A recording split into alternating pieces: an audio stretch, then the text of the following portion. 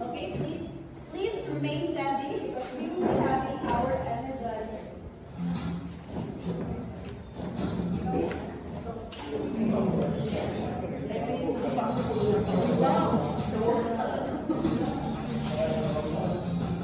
And everybody follow.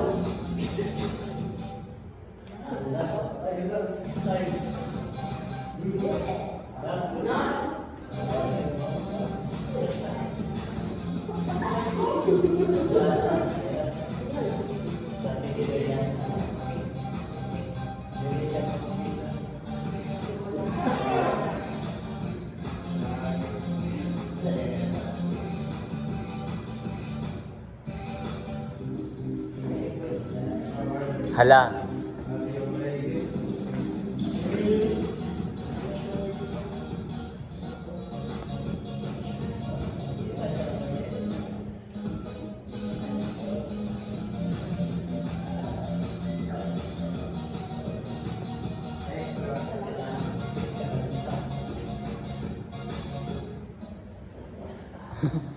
Sige, ikot.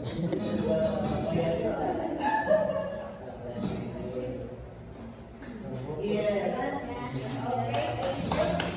So before you take a seat, kindly pick up some pieces of paper under your chairs and arrange your chairs properly. Okay, so again, good morning, class. Good morning. How are you today? We're fine. That's good to hear.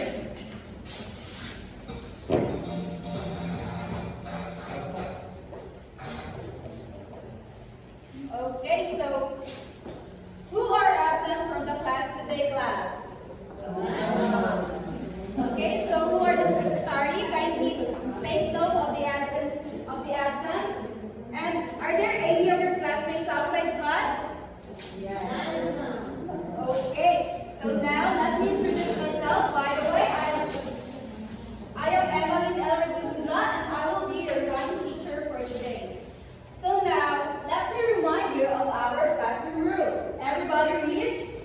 Listen and respect each other's opinion.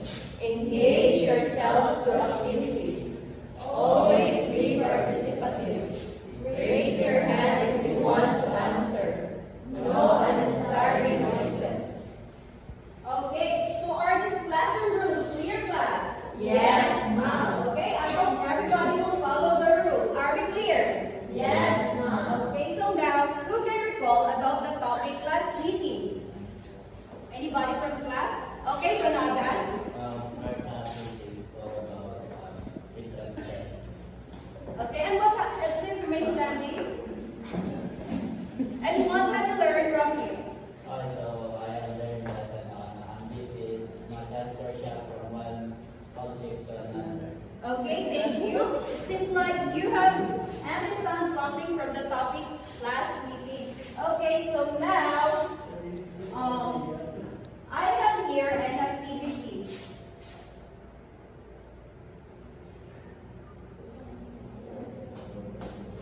Okay, so this activity is called Fact or Bluff. So I will divide you into two groups. So this will be the group 1 and this will be the group 2. So I will give each group a banner, a fact, and a bluff. So all you have to do is to raise fact if the statement presented in the screen is true and bluff if the statement is false.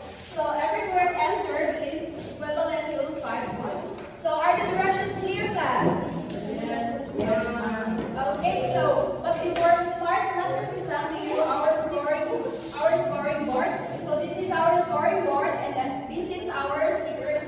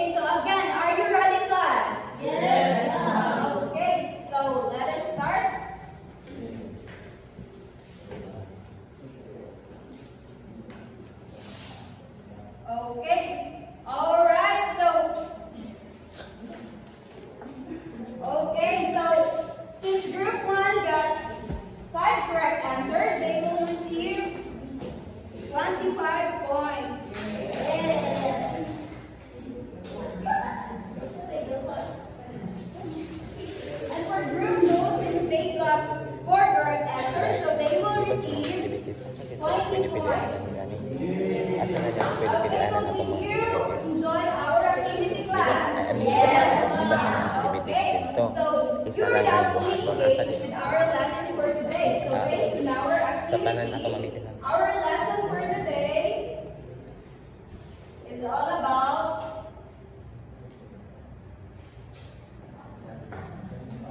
everybody read.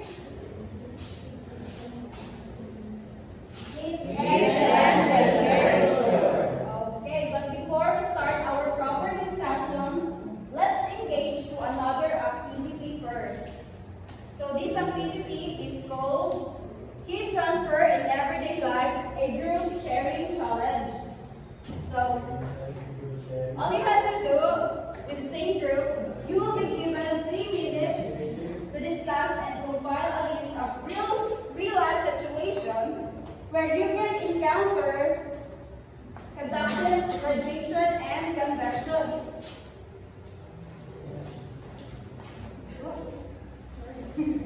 And convection. So after the discussion, you will be given 2 minutes to discuss. Okay, so are the directions clear, class? Yes, ma'am. Okay, so your time starts now.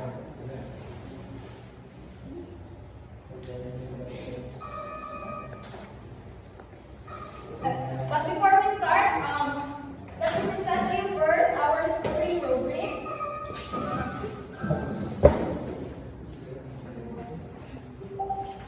Okay, ballpen tayo. Ballpen. So this will be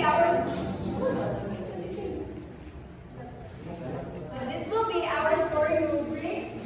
So for criteria, explanation 15 points, reflection 10 points, teamwork 5 points, a total of 30 points. So again, are you ready, class? Yes, ma'am. Okay, so your time starts now. Teamwork.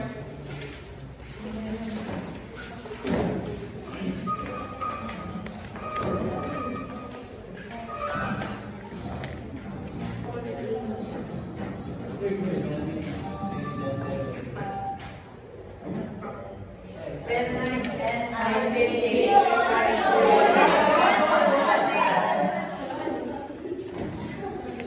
Okay, finish or not finish? Group 1, kindly present your output in front.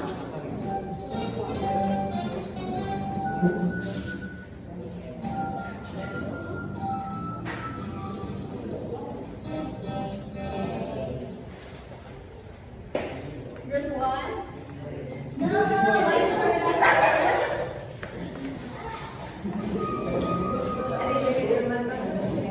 So, good morning, classmates. Good morning, ma'am. So, this is the output of group 1. Please, examples of radiation. Everybody read group 1. Walking under the sun. For the conduction Holding hand. and convection. Sun, the ocean, boiling water. Okay, thank you, group 1. How about group 2?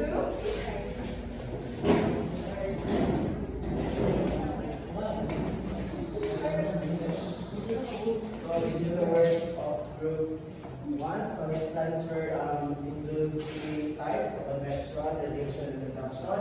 An example of this is boiling water, cooking for conduction, sunlight for radiation, and boiling water for convection. So that is all. Okay, thank you. So now I will rate your output based on their rubrics. So for group 1, their explanation is very clear, so I will give them 15 points.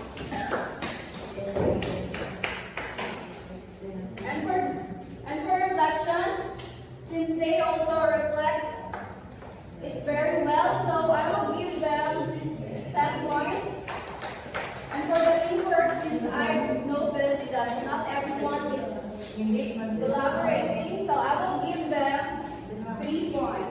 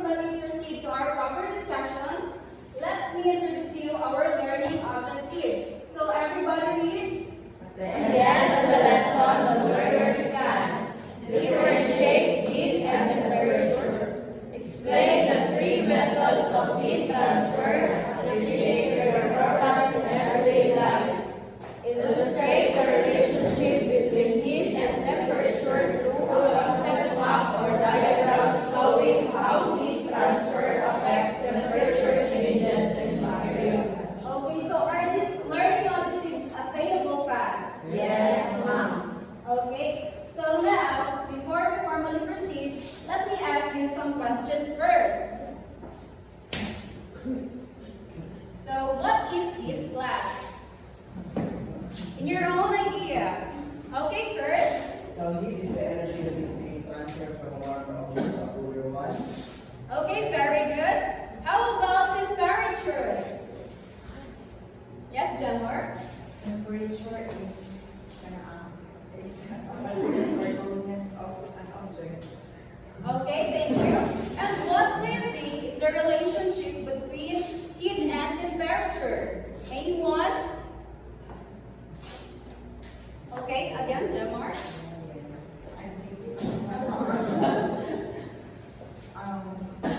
Temperature is independent of heat because if the object has magnetic energy can pass, therefore the temperature is high. And opposite to that, if the kinetic energy is low, therefore the temperature is low. That's Okay, thank you for that idea, Jamar. Now let's find out what heat and temperature really are.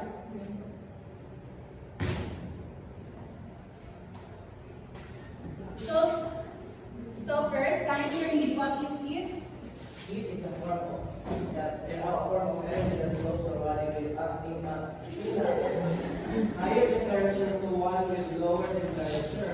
It continues to move until both are reach the same temperature. Heat is measured in joules or calories.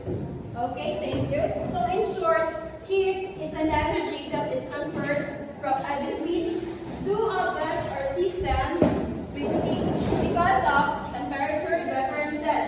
And on the other hand, temperature measures how hot or cold an object is. It shows the average kinetic energy of the particles in substance. The faster the particles move, the higher the temperature. Temperature is measured in degrees Celsius, Kelvin, or Fahrenheit. Okay, so temperature is the measurement of the hotness and coldness of an object. So it shows the direction of the heat energy flow. yes, ma'am. So we have three methods of heat transfer. What are those, class? Conduction, convection, and radiation. Okay, so let's start first with conduction. So conduction is the transfer of heat through direct contact. So as what we have observed on the sample picture, a metal rod is heated in the fire. Is heated in the fire. So the conduction happens there when the metal rod is heated and the heat flows up to the lamp. Next is convection, the transfer of heat through the movement of fluids, liquids, or gases. So, as what you have observed, it is a boiling water. So, in your own idea, what makes the entire pan of water to boil? Anyone? Yes, Prasha? I think the water boils because the transfer of heat and that is what we call convection. Okay, thank you. So it is because convection warms the molecules, which makes it rise, and cool molecules will sink. So in short, when the water is heated, the particles will rise up, and the warm water will sink to take its place, making the entire pan to heat. Next is radiation. So the transfer of heat through electromagnetic waves, which does not require any medium. So, okay, so since we are done with our discussion, I have here another activity. So this activity is called tracing the flow of heat.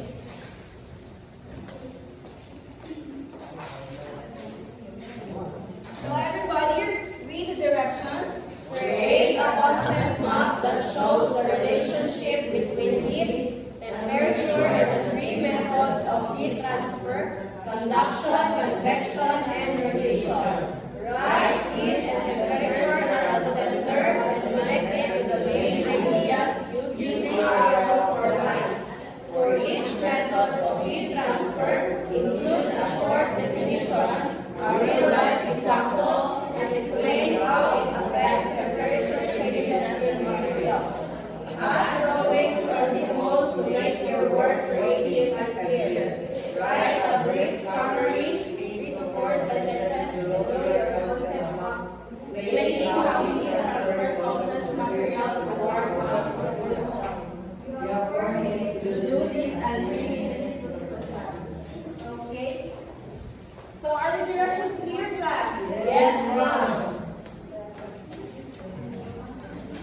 Okay,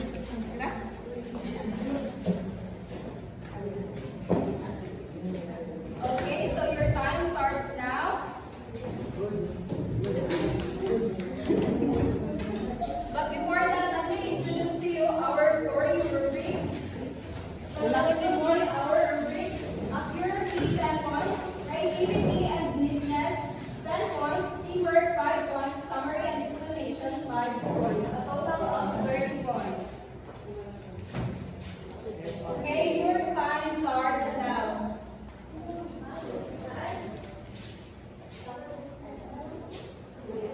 Alright, so now since we have finished our activity, let me rate your output. Let me rate your output based on the rubrics. So for group 1, Katulong makan.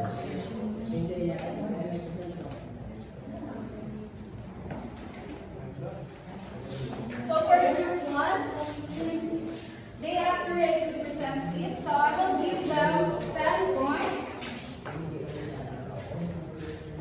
And for creativity and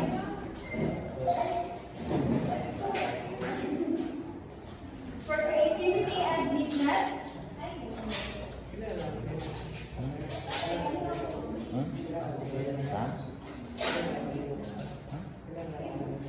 for creativity and neatness, I will give them 10 points also. And for teamwork, 5 points. Summary and explanations, 5 points also.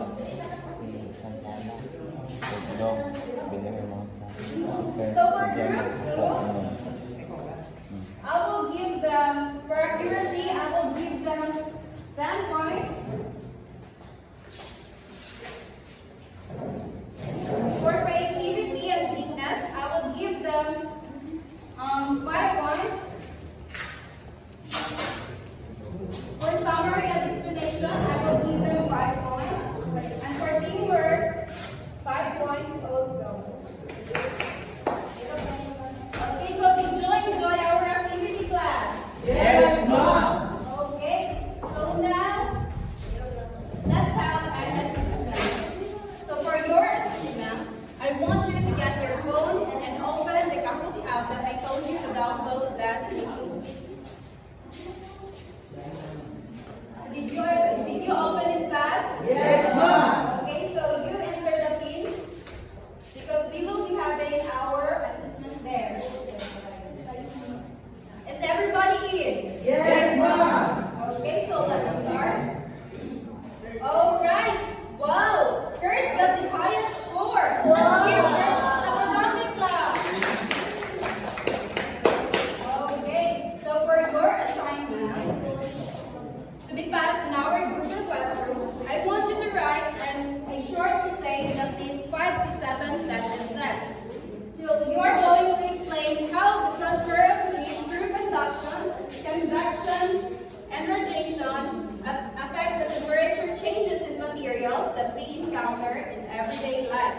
So you may use some examples like cooking, weather, and other household objects.